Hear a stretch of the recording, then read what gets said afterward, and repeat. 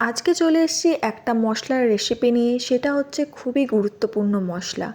এই মশলাটা হচ্ছে আমাদের রান্না পুজোতে ব্যবহার করা হয়, আর এই মশলাটা কিন্তু আমরা নিজে হাতে বানাই।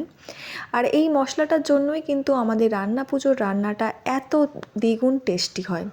তো চলো সেই রেসিপিটা কি তোমাদের ঝটপট করে জানিয়ে দিই। এই মশলার জন্য অবশ্যই লাগছে জিরে, ধনে, গোলমরিচ, মৌরি, তেজপাতা আর চন্দনী। আর রাত্রেবেলা আমি আর মা চলে এসেছি এই মশলাটা গুঁড়ো করার জন্য, কারণ হাতে তো একদম সময় নেই রান্না পুজোর।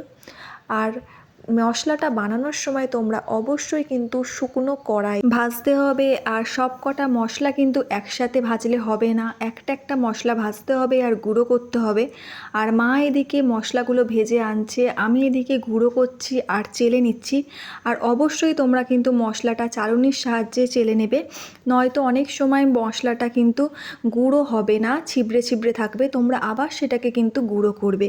তো দেখো আমার কিন্তু মশলা গুঁড়ো করা হয়ে গেছে। এবার মশলাগুলোকে কিন্তু আমি ভালো করে মিশিয়ে দেব। তোমরাও কিন্তু এরকমভাবে মশলাগুলোকে মিশিয়ে দেবে, তারপরে একটা কৌটোর মধ্যে রেখে দেবে। এটা প্রায় অনেক দিনই ভালো থাকে আর সেন্টটাও ঠিকঠাক থাকে।